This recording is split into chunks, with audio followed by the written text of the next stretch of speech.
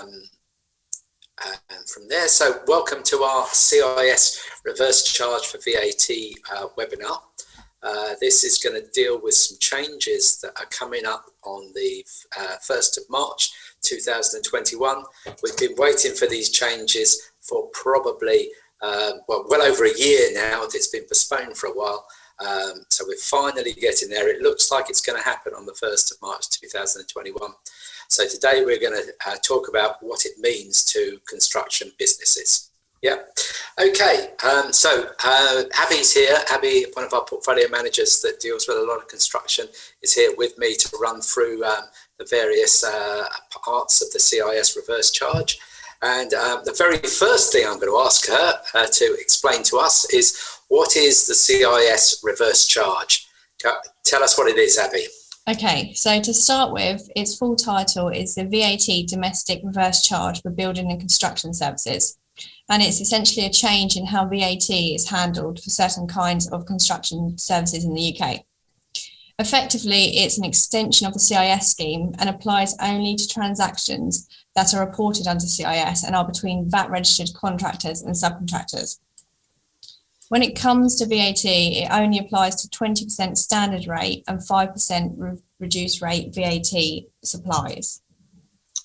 Okay, so to summarise that, really, we're really saying this is only when you're charging, where ordinarily you would have charged VAT at either 20% or 5%, and it only applies to CIS style services. So if it was something that was in the CIS scheme in the past, it is something that's going to be part of the reverse charge. And if you were charging VAT on it in the past, it is something that would be part of the reverse charge. That's right, isn't it, Abby? Yeah, that's right. Okay, so next, why is it being introduced? Okay, so the reason it's being introduced is to combat VAT fraud in the construction sector. So what HMRC believe is happening is that those in the construction industry are charging VAT on their sales invoices, but then not paying the VAT over to HMRC. So essentially what's happening is they are pocketing the extra 20% VAT as additional profit that doesn't really belong to them. So by introducing these new rules, HMRC hope that they will be able to overcome this issue.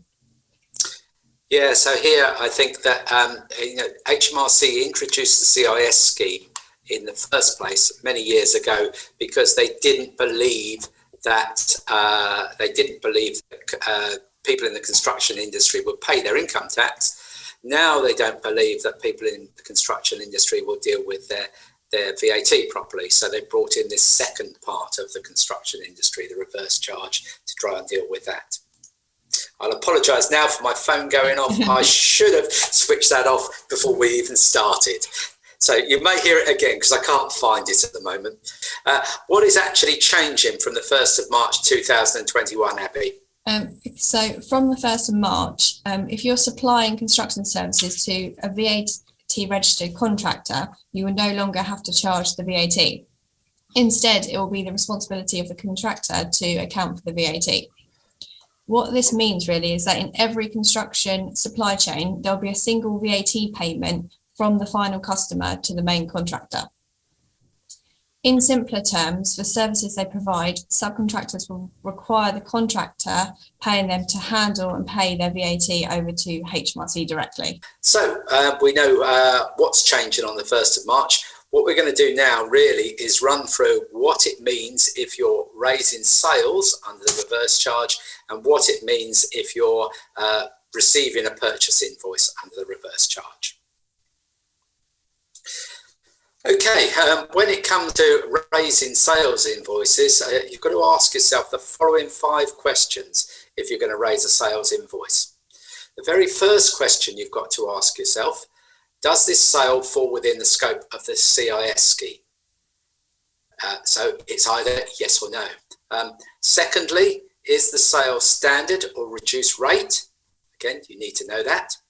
Thirdly, is your customer VAT registered? You need to know whether your customer's VAT registered. And finally, is your customer registered for CIS?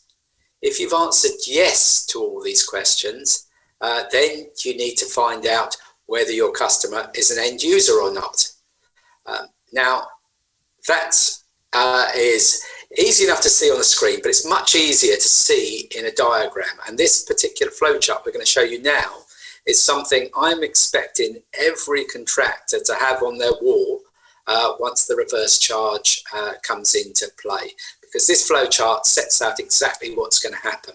If we go to question one, does the supply fall within the scope of CIS? If the answer to that is no, well, we go back to the normal VAT rules and you charge VAT on the sales invoice. If the answer to that particular question is yes, we have to go on to the next question, which is the supply standard rated or reduced rate? Again, if it's no to that, so it's a 0 rated supply, normal VAT rules apply. If it's yes, it is a standard rated or 0 rated supply, then we go on to question 3. Question 3 says, is your customer VAT registered? Again, if the customer is not VAT registered, normal VAT rules apply. We charge VAT on this sale in the normal way. If the customer is VAT registered, we have to go on to question 4. Question 4 says, is your customer registered for CIS? Again, if the customer is not registered for CIS, normal VAT rules apply. But if the customer is registered for CIS, we go on to question 5. And question 5 says, has your customer provided confirmation that is an end user?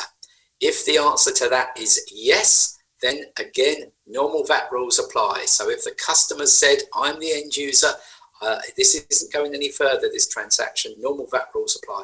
But if the customer says, no, they're not the end user, then that's the point where the reverse charge applies. So we've got 5 questions to ask. If the first 4 answers are yes, and the final answer is no, domestic reverse charge applies. In any other circumstances, it doesn't apply. Okay, number 7. What do you do if the CIS reverse charge applies? I wonder if you could tell us this, Abby. Okay, so firstly, you need to get written confirmation from your customer for them to tell you that they are not an end user. Then when you come to raising your sales invoice, you need to make it clear that the reverse charge applies to that invoice and that the customer is required to account for the VAT. You also need to make sure the reference reverse charge is included on all reverse charge invoices you raise. You went a little bit like a robot there, so I'll just summarise that a little bit. Oh, certainly to me, Abby, you went a little bit like a robot. Hopefully everyone else can still hear me. Yeah. So we've got to get confirmation from the customer that it's not an end user. We've given you an example of what we need the customer to email you back or send you a letter saying that they're not an end user. You need to make sure on your sales invoice, and we'll show you in a minute what your sales invoice needs to look like, if the reverse charge applies, and you need to reference the reverse charge on that invoice. And I think at this stage we're going to go forwards and have a look at what an invoice actually looks like, aren't we, Abby? Right, so this slide captures a template invoice that we've done. So the main things you need to remember is you need to show all the information you would normally include on a normal VAT invoice. So the invoice number, the invoice date, and the VAT registration number. You also need to make sure that the customer's VAT registration number is included within their details. You then need to include a narrative to show that the domestic reverse charge applies to the invoice you're raising.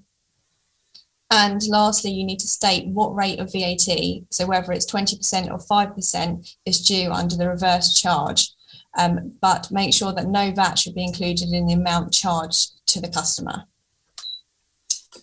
Okay, so this might mean that you'll have to change your template within QuickBooks Online. Obviously, if you need to do that and you don't know how to do it, we can help you with it. But in that template, you're going to need to have this reference to the reverse charge appear on the invoice. You can see we say on there, customer to account to HMRC for the reverse charge output tax on the VAT exclusive price of items marked reverse charge at the relevant VAT rate as shown. That's our note on it. The other key thing is we need the VAT number of the customer. Okay, so practically, what should we do in QuickBooks then, Abby? So when it comes to QuickBooks, you need to make sure that you've got your customer's VAT number and their CIS number, and you enter those information in the customer information section on QuickBooks. When you get to raising your sales invoice, you need to choose from two new QuickBooks VAT codes. Although they're cutting it a bit fine and are yet to release them, we expect the codes to be DRC, standing for Domestic Reverse Charge, and at either 20% or 5% VAT, depending on the VAT rate. Okay, so what that's actually going to mean is no VAT will be charged. You'll choose this DRC 20% or 5% rate. No VAT will be charged. But if you are having CIS deducted from your sales invoices, that CIS will still apply. I'm assuming everyone knows where to find this information on the customer tab in QuickBooks. If you don't know where to find that, ask us in the questions and answers at the end and we'll explain how you find it. But in effect, you've got to get this information like you used to have to get the CIS UTR number. You now need to get the customer's VAT number in that customer information in QuickBooks. What will be on your VAT return? So it should be relatively simple. Because there'll be no sales VAT included in box 1, and then in box 6 it will just show the sale amount excluding the VAT. Okay, so this is going to be a bit odd if in the past you were using your box 6 on your VAT return to check the output tax, to check it was that box 1 was 20% of box 6. That will no longer be possible once you use the reverse charge, as box 6 will have a number in, but box 1 will have 0 in. That's VAT on sales invoices done. So now we're going to have a look at VAT when you're purchasing using the domestic reverse charge. Right, Abby, what are your responsibilities if you're receiving invoices under the domestic reverse charge? If you're a contractor and you're paying a subcontractor, your responsibilities are really, firstly, to make sure the invoice you receive from the subcontractor is correct, and secondly, to make sure you account for these invoices correctly on your VAT returns. Instead of paying the VAT to your subcontractor, you will now need to pay the VAT directly to HMRC. This will actually give you a cash flow advantage because previously you would have paid the VAT to the subcontractor and then not been able to reclaim the VAT until your next VAT return was due. Now, essentially, you don't have to do this, and instead the VAT will simply be netted off in your VAT return. Yeah, so in summary there, you've got this cash flow advantage. You're not going to pay VAT now, and you're not going to have to get it back from HMRC. So that's a bit of a cash flow advantage to you. But it's very, very important, that first point, that your subcontractors give you the correct invoice with the reverse charge on there. If you ignore that, you could be worse off because you, as it says there, you could end up paying your subcontractor's VAT and not being able to get that back from HMRC. We'll explain this more in the questions and answers, but it's very important that you do make sure that your subcontractors give you invoices that are correctly treating the reverse charge, and you don't just let them send you invoices with VAT on when it's not applicable. Okay, we're on to, again, practically what do you do in QuickBooks when you've got a purchase invoice, Abby? So when it comes to entering your purchase invoices when you get to QuickBooks, again, you're going to need to choose from one of the two new QuickBooks VAT codes, either 20% VAT rate or 5% VAT rate. Once you've done this, QuickBooks should automatically account for the reverse charge, so you don't need to make any adjustments or worry about anything after you've inputted the code.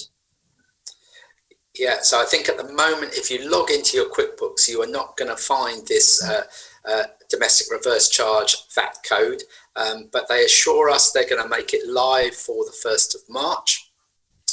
We would quite like them to make it live a little bit before that. The risk was if they made it live before that, you would start using it, and that would get your VAT returns incorrect. So they've decided they're not going to make it live until the 1st of March, but that doesn't give anyone the chance to look at what the codes actually look like. But once they become live on QuickBooks, if there is anything confusing, we'll do an update to this particular webinar. Peter, this is a question for you. How does this affect your VAT return? Right, well, if you are a VAT return geek and you like to know what is going to appear on your VAT return, and you don't just rely on QuickBooks Online to produce the VAT return for you, this is what's going to appear on your VAT return. In box 1 of the VAT return, the output tax on the purchase subject to the reverse charge will be paid. In box 4 of the VAT return, the input tax on the reverse charge will be claimed. So in box 5, the net result of that will be neutral, will be nil. The net effect to your overall VAT bill will be nil, but you will have something in outputs and inputs. Box 6 will not include the value of your reverse charge purchase, so your sales won't include that, although it is in box 1, your outputs. And box 7 will include the value of your purchase, excluding VAT.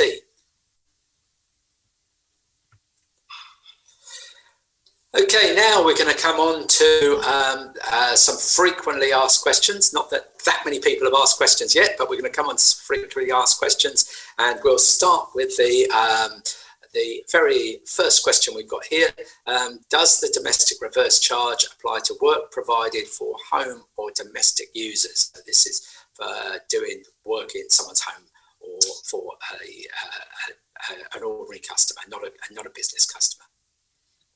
The answer to this question is no. It only applies to VAT registered businesses and individuals registered for CIS. So if you are unsure, we suggest you go back and have a look at the flow chart. Yeah, so this is again, if you want to shoot back to the flow chart for a second, Abby.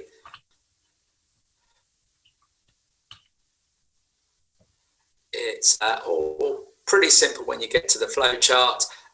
This is really your domestic user. Are they registered for VAT? Question 3, if you've got that far, the answer is no, normal VAT rules apply.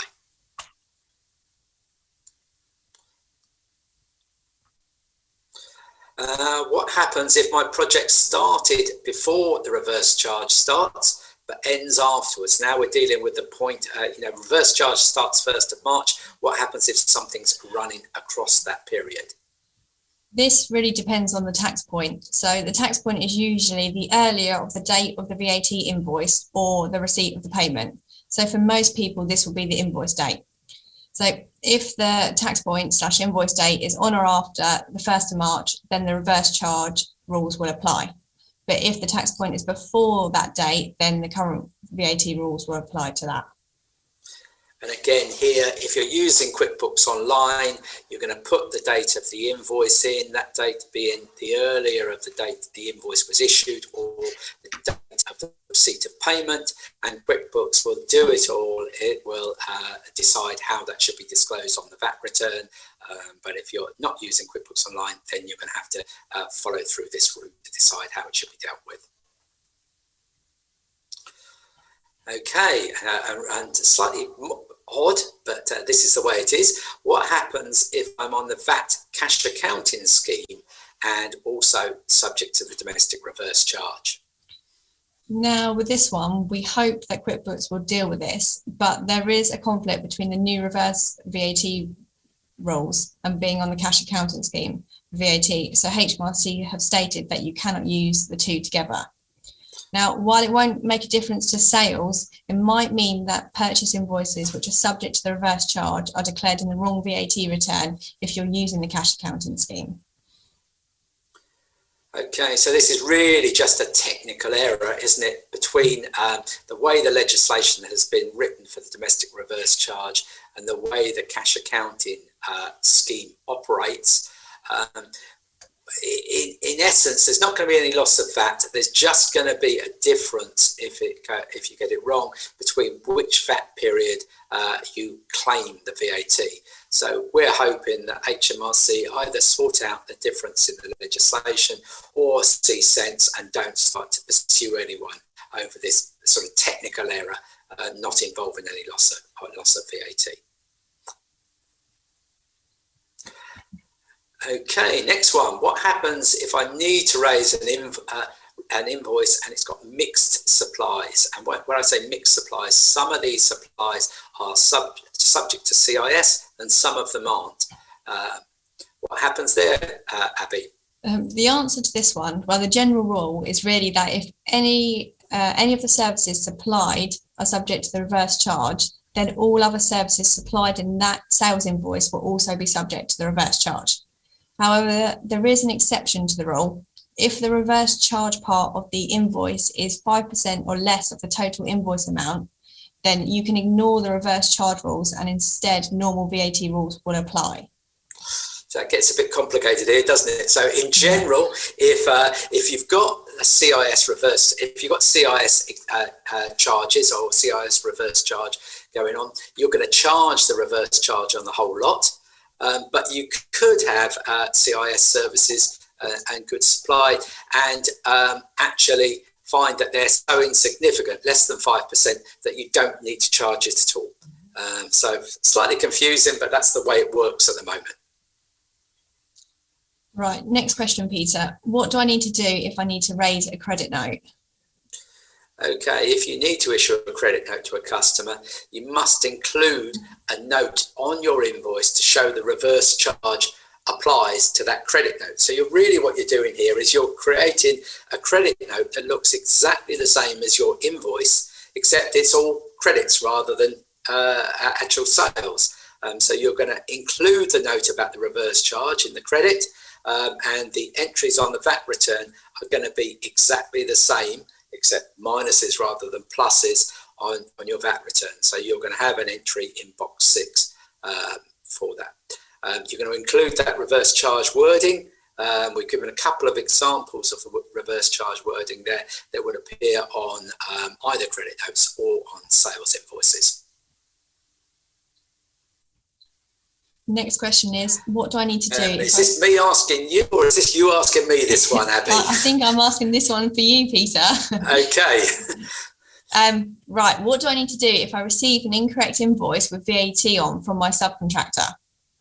Right, this is really, really important that you get this right. So when an invoice comes in from a subcontractor, you must check to see whether you consider the reverse charge should have been applied to that, and that in fact, if the subcontractor's given you an invoice with VAT on, but you think it should have been the reverse charge and it should have been the invoice with no VAT, but the reverse charge note on it, it's very, very important you go back to the subcontractor and get them to change that invoice. You need to do that because if you don't do it, if you simply go through and pay the subcontractor the invoice total plus the VAT and then reclaim the VAT from HMRC, when HMRC come along to do a VAT inspection later, they will actually say that VAT should never have been paid by you. It should have been subject to the reverse charge. They will then disallow the VAT in your inputs and claim that money back from you. So you will be losing out, not your subcontractor. Now, you might be able to go back to the subcontractor and get them to change the invoice, but you have to bear in mind there are time limits that you can go back to the subcontractor, and those fall in favour generally of HMRC. So you need to make sure from the start that you check the subcontractor's invoice. You make sure if it should have been subject to the reverse charge, it is subject to the reverse charge. And you don't just let these run through your purchases, run through your purchase ledger with VAT charged on them in the normal way if they should have been subject to the reverse charge. Brilliant. Thanks, Peter. And last question. Can I choose whether to apply CIS reverse charge or not? No, you can't. Once we get to the 1st of March, you have to apply CIS reverse charge. If you can't just ignore these changes. So what we've got to do now is take a bit of time to sort out how you do it, how you're prepared for it, and how you go forwards. So at this stage, I think we've gone through the sort of questions that we were talking about and have come across, but no doubt you've got a few more questions for us. One point I do want to cover before we go on to those questions, and that is that HMRC have accepted that this is all new legislation and people might get things wrong. So they are going to take a relaxed approach, and we don't know what HMRC's relaxed approach is, but they're going to take a relaxed approach when dealing with any errors for the first 6 months, as long as you're trying to comply with the rules. Now, that doesn't mean you can just ignore all the rules for the first 6 months and then put it right. It does mean that if you've made an honest mistake in doing this, they're not necessarily going to go after you for that mistake. They're going to try and help you get things right going forwards.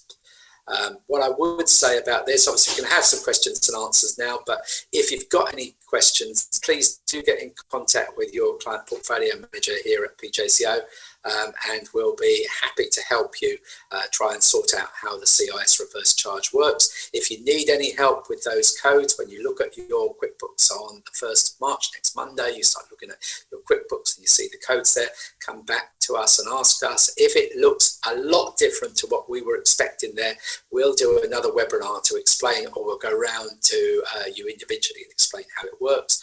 And if you need any help with your templates for your sales invoices or the wording on those templates, just get in contact with us again and we'll help you with that. So I think now we're open to some questions. Abby, can I get you to look at the questions? And what have we got here? Does it matter if my supplier or customer have a gross certificate for CIS? Abby, do you want to answer that, or do you want me to?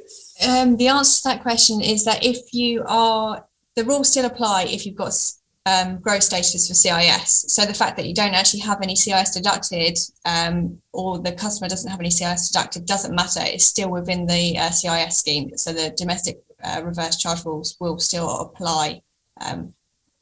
Yeah, so we go back to our flow chart. Do you want to take us back to the flow chart? We'll probably stick on that flow chart with any other questions we might have, Abby. So get back to our flow chart. Does the supply fall within the scope of CIS? Well, if it's yes, we're following down the flow chart and we're working towards the reverse charge applying. So that scope of CIS, some people will have a gross certificate and some people will have tax deducted. So the answer to that one is yes, it does. You can get to the domestic reverse charge if you're under the CIS scheme. Okay, next, jumping in there, Peter. Next question is, do I need to register for the CIS reverse charge, or is it automatic within my VAT returns? Yeah, so this one, it is automatic. It's a matter of you just getting your sales invoices right, going from the 1st of March. And also you making sure that your purchase invoices are correct, correctly interpreting the CIS reverse charge from the 1st of March. So no need to register, it's just a matter of doing that. There goes my phone again. Right, I think that's the only 2 questions I can see on the chat. If anyone's got any other questions that they want to ask. Yeah, if anyone wants to ask any questions, please ask. If you want to ask us independently afterwards, please just get in contact with us, or get in contact with your portfolio manager. I'll give a few seconds for anyone to ask any questions if they've got any. Yep, one more question's popped in. My end user is VAT registered, but not CIS registered. However, all of my suppliers are subcontractors. So what happens there? What's he mean? What's meant there? My end user, my end client is VAT registered, but not CIS registered. All my suppliers are subcontractors. So what happens there? So let's look at the flow chart. Does the supply fall within the scope of CIS? We'll say yes to that. Yeah. Is the supply standard rated or reduced rate? Well, we're going to say yes to that again. Is your customer VAT registered? The answer to that is yes. Is your customer registered for CIS? Well, in this case, we're saying no. So normal VAT rules apply. And so the answer to that, normal VAT rules apply. The flowchart always comes in handy. As I say, you're going to have this on your wall for a few months as you start to work with the CIS reverse charge. It is as simple as that, just running through that flow chart, seeing which direction you're going to decide whether normal VAT rules apply or the domestic reverse charge applies. Brilliant. Okay, I think that is all the questions in the chat. So again, if anyone else has any more questions, please feel free to ask us. If you want to speak to me after the webinar, then please give me a call or get in touch and I'll see if I can help. Okay, yeah, this is one of a number of changes that are going to happen with HMRC over the next couple of months. We will update you if we see anything different to what we're saying here today about the CIS reverse charge. But next month we will be doing a further webinar on some changes to off-payroll rules and IR35, and that comes in on the 1st of April. And obviously we've also got a budget happening in March that might have a few significant changes to it. So again, we'll update you to that with a webinar when we're ready with the information. Well, I hope you've enjoyed our webinar today. I've certainly enjoyed presenting it with Abby, and that's the way I think we're going to try and do these going forwards. There'll be a couple of us presenting it. It's a little bit easier, a bit more relaxing, and hopefully you've enjoyed it. But if you do have any questions, just let us know, and we look forward to seeing you at our next webinar. Bye.